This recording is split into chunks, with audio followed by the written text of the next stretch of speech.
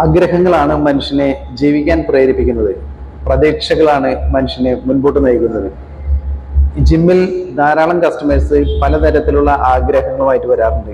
കഴിഞ്ഞ ദിവസം ജിമ്മിൽ വന്നൊരു പെൺകുട്ടി, വളരെ ക്യൂട്ടായിട്ടുള്ള ഒരു പെൺകുട്ടിയാണ്. അവൾ പറഞ്ഞത്, എനിക്ക് വർക്കൗട്ട് ചെയ്ത് ദീപിക പദുക്കോണിനെ പോലെ ആകണമെന്നാണ്.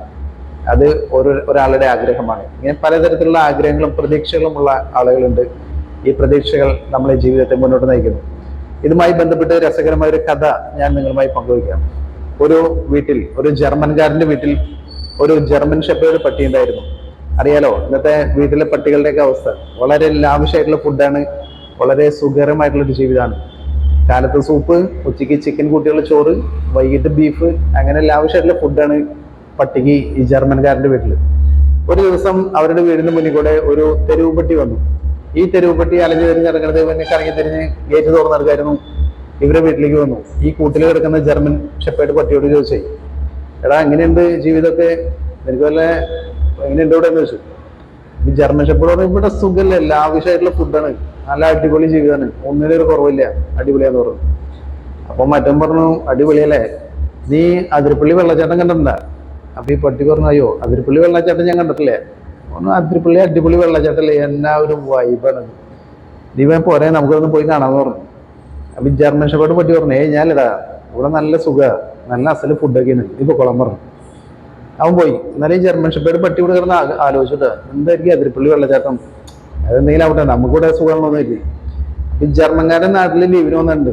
അപ്പൊ പുള്ളിക്കാരന് വന്ന ട്രീറ്റും കൂടി ഇവിടെ അടിപൊളി സെറ്റപ്പാണ് ജർമ്മൻ ഷെപ്പേർഡ് അവരുടെ വീട്ടില്. കുറച്ച് ദിവസം കഴിഞ്ഞപ്പോ ഈ പട്ടി, തെരുവ് പട്ടി കറങ്ങി തിരിഞ്ഞ് വീണ്ടും ഇവന്റെ അടുത്ത് വന്നു.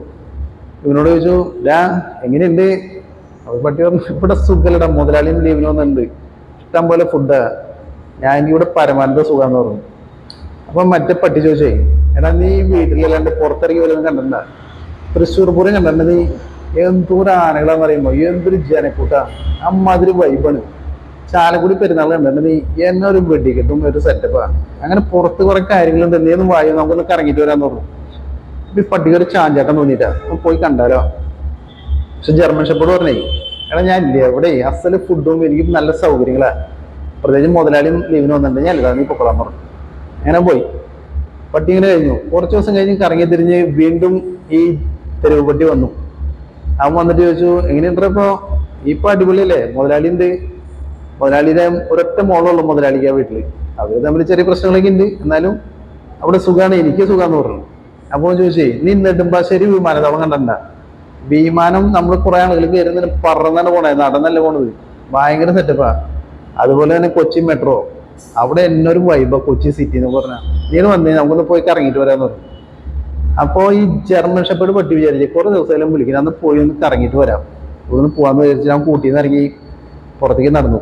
അപ്പൊ നടന്ന് ഗേറ്റ് വരെ എത്തി. ഗേറ്റ് വരെ എത്തിയപ്പോ ഈ ജർമ്മൻ ഷെപ്പേർഡ് അവിടെ നിന്നിട്ടൊന്ന് ആലോചിച്ചിട്ടേ ഇവന് ഓടി വന്ന് കൂട്ടി കയറി. ഞാൻ പറഞ്ഞു, ഞാൻ ഇടാ, നീ ഇപ്പൊ കൊള്ളാൻ പറഞ്ഞു. അപ്പൊ ഈ തെരുവ് പട്ടി ചോദിച്ചു, അതെന്തേരാ നിനക്ക് പറ്റിയേ? അപ്പം പറയണേ, അതല്ല മുതലാളി കുറച്ച് ദിവസമായിട്ട് ആകെ വിഷമത്തില, പുള്ളിക്കാരൻ ഇവിടെ വീട്ടിലൊരു ചെറിയ ഇഷ്യൂ ഉണ്ട് ആളുടെ മോളായിട്ട്, അതുകൊണ്ട് ആള് വിഷമത്തിലാന്ന് പറഞ്ഞു.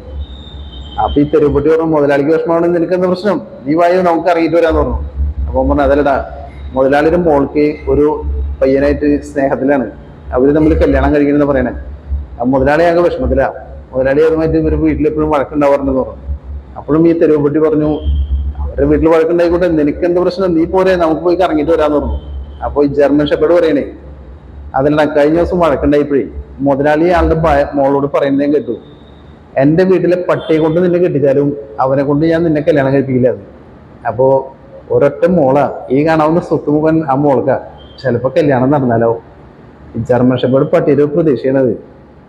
ഓരോ ആളുകൾക്കും ഓരോ പ്രതീക്ഷകളുണ്ട്. പ്രതീക്ഷകളാണ് മനുഷ്യനെ മുൻപോട്ട് നയിക്കുന്നത്. നമ്മുടെ ആഗ്രഹങ്ങളാണ് നമ്മളെ ജീവിക്കാൻ പ്രേരിപ്പിക്കുന്നത്. എപ്പോഴും വലിയ കാര്യങ്ങൾ സ്വപ്നം കാണാൻ, അത് നേടിയെടുക്കുന്നതിന് വേണ്ടി പരിശ്രമിക്കുക.